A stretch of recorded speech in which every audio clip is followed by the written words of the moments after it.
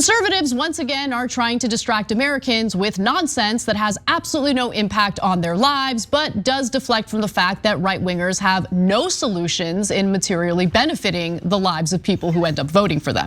With that said, let's go to Sesame Street, because Sesame Street is at the heart of all of your material problems, of course. Apparently, Sesame Street has come out with a new Muppet, a new character, and the right wing they don't like that, okay? So Sesame Street is welcoming its first Asian American Muppet to the neighborhood. Ji Young, a Korean American 7-year-old who loves playing her electric guitar and skateboarding, will make her debut next week. Now, this character won't just be sharing her love for rock music and Korean rice cakes, which I also happen to enjoy. She will also play a role in countering anti-Asian bias and harassment at a time of heightened awareness around the issue. Now, as soon as this came out, I'm like, oh, the right wing is gonna be like, yes, yes. The next manufactured culture war. We don't have to talk about how we're massive failures who do nothing but provide tax cuts for corporations. So here you have Matt Schlapp, who put this out. What race is Ernie and Bert? I'm sorry, what race is Ernie? Is Bert. Is Bert. I think, yeah, Words probably a typo there. Especially for people like Matt Schlapp. Letters too, and then you have to put multiple letters together to make a word. It's a whole big thing. Yeah, but this is my favorite part. You are insane, PBS, and we should stop funding you. And I wanna make a point here. This is the most important point. The right wing has always been the same, certainly in terms of their messaging, because they have repackaged this Sesame Street PBS culture war for like decades. I'm not even kidding, for decades. Let me give you a little taste, okay? Going all the way back to the Nixon administration. Oh my God. Efforts by the Nixon administration to control public broadcasting, purge it of commentators considered hostile to the president, and reorganize it so it might serve the administration's aims are detailed in newly disclosed documents from files of the White House Office of Telecommunications Policy for 1969 to 1974. The impetus was coming from the political side, which wanted to zero out the funding for public broadcasting because President Nixon disliked it. The reason was simple: it never did anything for him. Right. That could be about Trump. That could be about any Republican. Let's just keep it real. Yeah. Okay. So you got Nixon engaging in this war against PBS, but it didn't stop there. Why don't we jump ahead to 2011 when Ben Shapiro weighed in on PBS. In fact, he said that he had this fantasy of killing Sesame Street characters. Let's watch. Every kid in America is gonna hate you. You take it on Elmo and Sesame Street and Big Bird in your book. Yeah, I kind of want to take him out back and cap him, but no, that's not what the book's about. Ouch, ouch. No, not at all.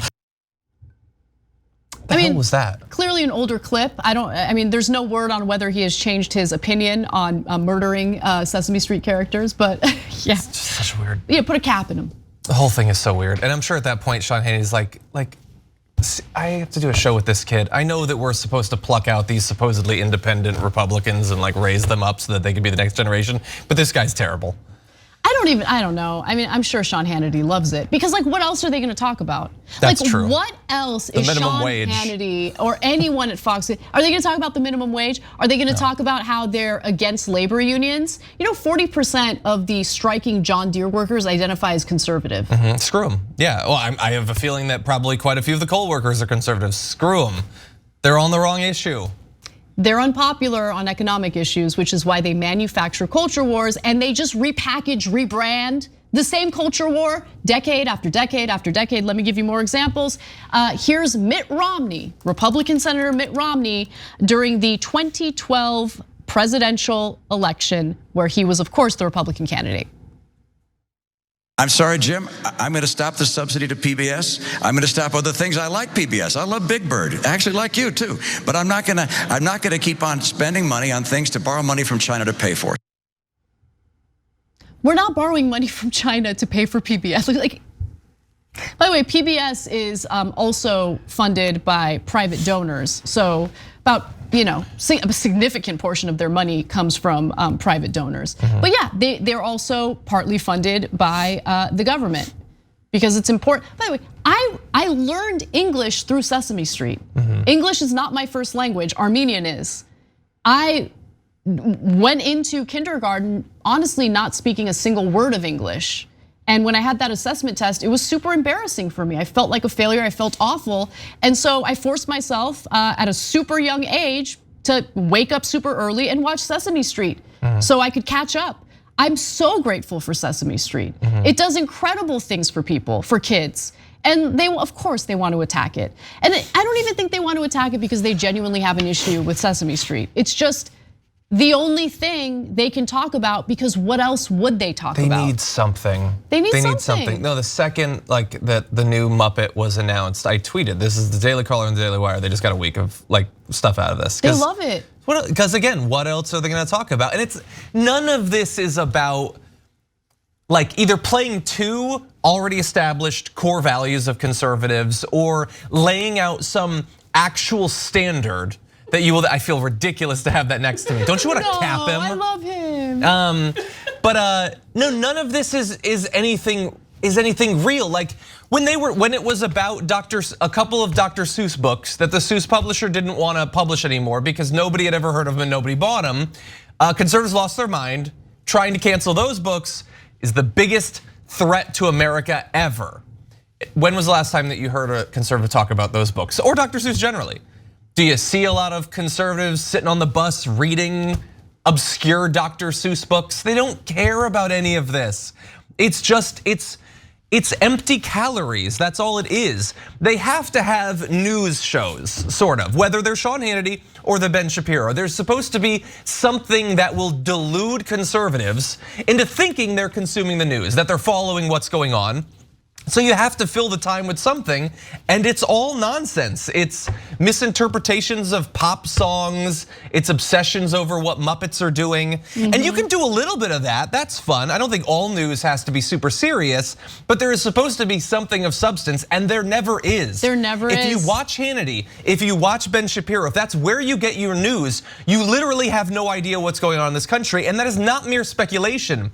Studies have been going back literally years showing that they're the most misinformed people around, more so than people who don't actively follow the news. And that's on purpose. It is actively producing ignorance. Yeah, no, but exactly. Because think about what awareness would mean if people were actually aware of how our system works, how the system incentivizes exploiting labor, right? But more importantly, how the very people they trust for news are intentionally distracting their attention away from the bread and butter issues, which by the way, they take a role in creating and making very difficult for ordinary American workers. They want to distract away from that. It's all a method, it's the same. Look, they're one-trick ponies. The right wing, one-trick ponies. That's it, that's all they've got. So call them out on it, mock them on it, and force them to talk about their economic policies because they're unpopular. Let me give you one more point. I think there's one person, one right winger who is genuine in his disdain for PBS and specifically Sesame Street. And that person is Donald Trump, someone who does not have a lot of humor, doesn't have a sense of humor, and certainly takes things very personally and likes to hold a grudge. With that said, here's the reason Donald Trump probably legitimately hates PBS and Sesame Street. I'm Donald Trump, and I have more trash than all of you, so yeah. It may be the end of the road for Sesame Street. Real estate tycoon Ronald Grump has announced plans to demolish Sesame Street and create a lavish new Grump Tower. Hey, look, I love you people. You deserve some of the finer things, trust me. You won't miss all this. No, But Mr. Grump, this street is our home. yeah, we like it the way it is. You'll have. Okay, that's it. I tried to be nice to you people, but you don't want to listen. That's it. You got 2 weeks. Pack up and get out. Whose name equals trash? it to me. Who do you wish you all could be? I'm the trashiest. I'm the grouchiest. So good. Yeah. So good. That was pretty good. If I could add only one, and not to take away from that, the only other point I would add is I think it is obviously worth us continuing to push back against this, and between any individual story, making sure that people understand that this is a continuing conscious strategy to bamboozle people and to get them to support politicians that have no interest in ever acknowledging the actual problems that their constituents face. The right wing does it in the most aggressive, xenophobic, racist, misogynistic way. Yep. That's what they do. Whether it's him talking about capping a Muppet or Steven Crowder mocking an Asian woman's face, that's what they do. They look for hatred, fear, suspicion, and jealousy, and then they weaponize it every day under the guise of news.